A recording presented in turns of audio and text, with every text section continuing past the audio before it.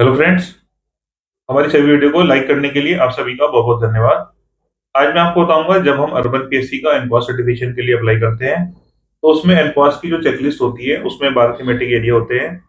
General clinic, maternity health, child health, immunisation, family planning, communicable disease, non communicable disease, dressing room, pharmacy, laboratory, outreach और general administration. अब जो एक thematic area होता है, एक thematic area में 8 area of concern होते हैं। Service provision, patient right, input, support service, clinical service, infection control, quality management और आउटकम। आज मैं बनाने जा रहा हूं मैटरनिटी हेल्थ की पार्ट 4 वीडियो, जिसमें हम डिस्कस करेंगे क्लिनिकल सर्विस के टोटल 16 चेक पॉइंट।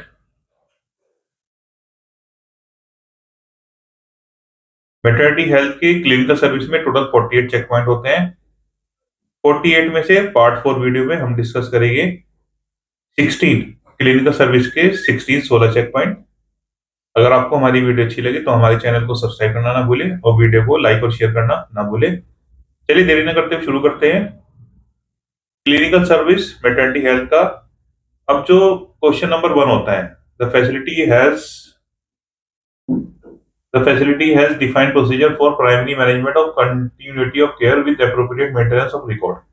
जो पहला चेक पॉइंट होता है पहले नंबर का, the facility provide appropriate referral linkage for transfer to other higher facility to ensure the continuity of care. There is a system of referring patient from ANC clinic to higher center for specialist consultation.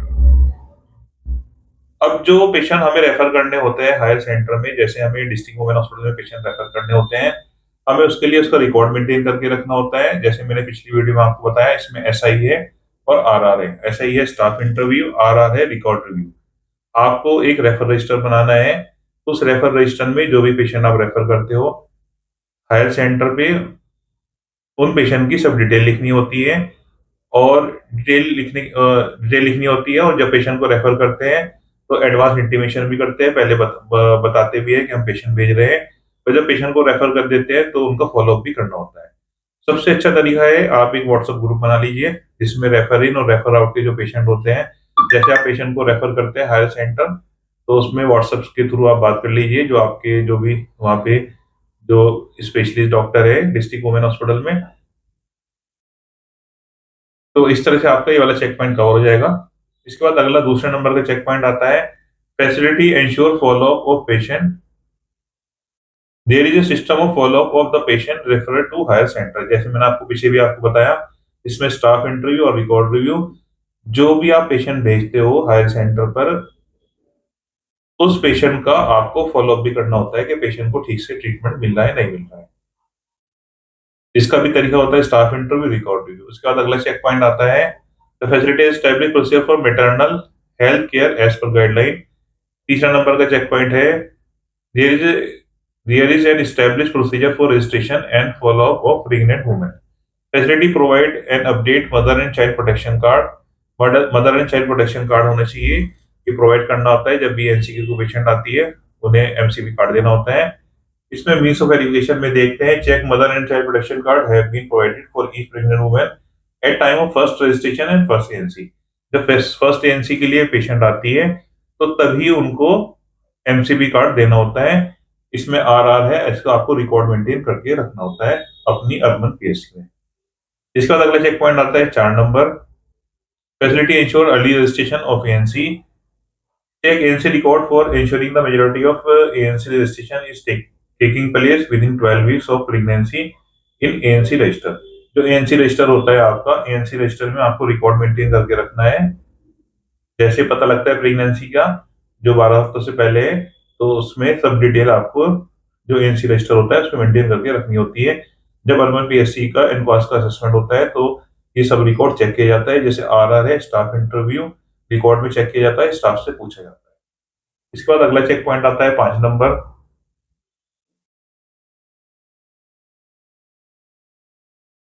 Record are maintain for ANC registered pregnant women. Record of each ANC checkup is maintain are maintain in ANC register. जो भी record होता है, जो ANC जो record होता है जब भी एएनसी के लिए पेशेंट आती है, सबका सब रिकॉर्ड आपको मेंटेन करके रखना है। इसमें रिकॉर्ड चेक करता है, स्टाफ इंटरव्यू होता है। इसके बाद 6 नंबर का चेक पॉइंट आता है, clinical information of ANC is kept with ANC clinic. जो क्लिनिकल इंफॉर्मेशन होती है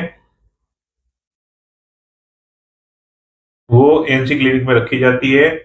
there is system of keeping copy of ANC, ANC की इंफॉर्मेशन की कॉपी रखी जाती है। एलएमपी देखी जाती है, एलएमपी लास्ट मेंस्ट्रुअल पीरियड कब हुआ था। ईडीडी चेक की जाती है, EDD expected date of delivery होती है। इसमें क्या होता है, जो जो एलएमपी होता है, एलएमपी से +9 मंथ करते हैं और +7 डेज करते हैं, तो इससे ईडीडी निकल के जाती है। जो लैब इन्वेस्टिगेशन करते हैं वो लैब इन्वेस्टिगेशन एएनसी रजिस्टर में सब लिखा जाता है, और जो भी एग्जामिनेशन फाइंडिंग होती है वो सबकी सब लिखी जाती है एएनसी रजिस्टर में।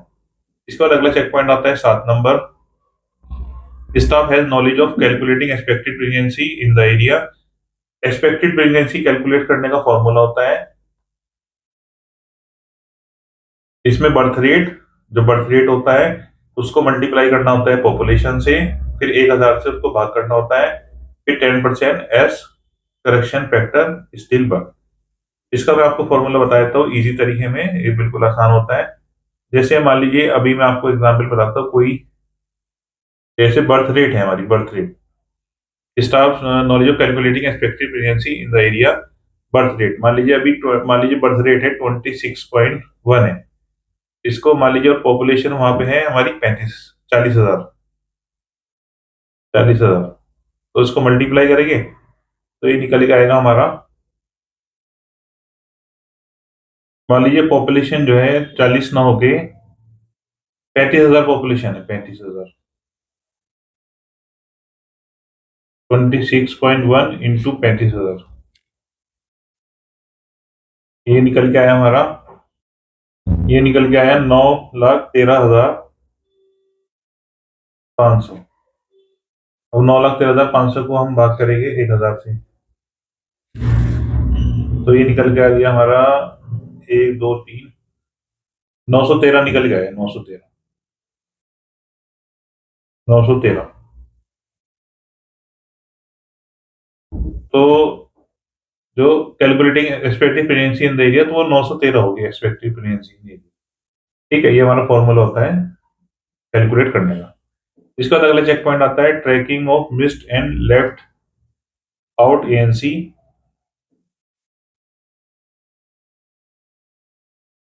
8 number check point, check with ANM how she track missed out ANC use of MCTS by generating work plan and follow up with ASHA anganwadi worker. Check if there is practice of recording mobile number of client next to kin for follow up. जो missed out होती है, left out होती है ANC, missed और left out होती है, उनको हमें मोबाइल नंबर लिखना होता है जब एएनसी का रजिस्ट्रेशन होता है, उससे हम कंफर्म करते हैं कि कोई मिस्ड आउट तो नहीं हुई।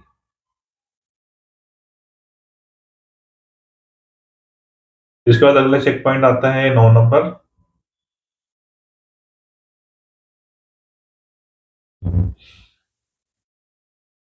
All pregnant women get ANC checkup as per recommended schedule.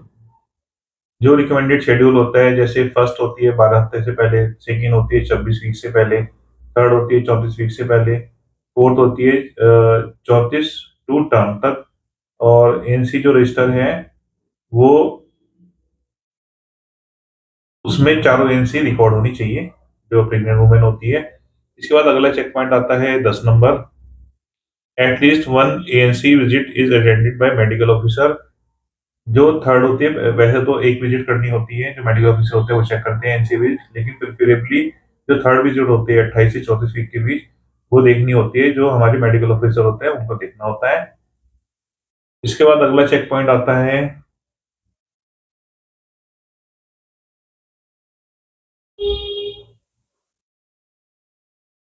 11 number, there is an establish procedure for history taking, physical examination and counselling of each antenatal women visiting the facility.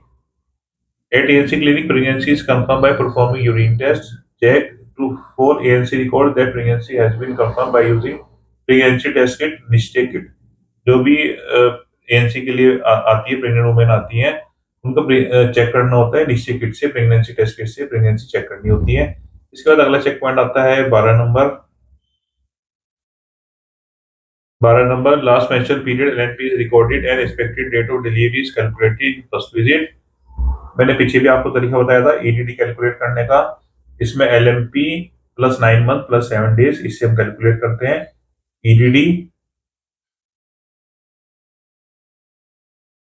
Check how staff confirm EDD and LMP, date of LMP plus 9 months plus 7 days. How would she estimate if pregnant woman is unable to recall first day of last menstrual cycle? Fundal height, check ANC record that it has been written. तो इसको mention करना होता है, लिखना होता है EDD को। ये सब सबके रिकॉर्ड चेक किए जाते हैं। जो भी चेक पॉइंट है सबके रिकॉर्ड से देखने होते हैं, सबका रिकॉर्ड आपको मेंटेन करना है। इसके बाद अगला चेक पॉइंट आता है 13 number. Comprehensive obstetric history is recorded. History of previous pregnancies including complication and procedure done if any years taken. जो भी हिस्ट्री होती है, जो एएनसी के लिए पेशेंट आती है उनकी हिस्ट्री लिखनी होती है। इसमें रिकॉर्ड में चेक किया जाता है कोई लास्ट में पहले कोई एलएससीएस तो नहीं हुआ, कोई ऑपरेशन तो नहीं हुआ, वो सब चीजें चेक की जाती है। इसके बाद अगला चेक पॉइंट आता है 14 नंबर। हिस्ट्री ऑफ करंट और past systematic illness is taken and recorded.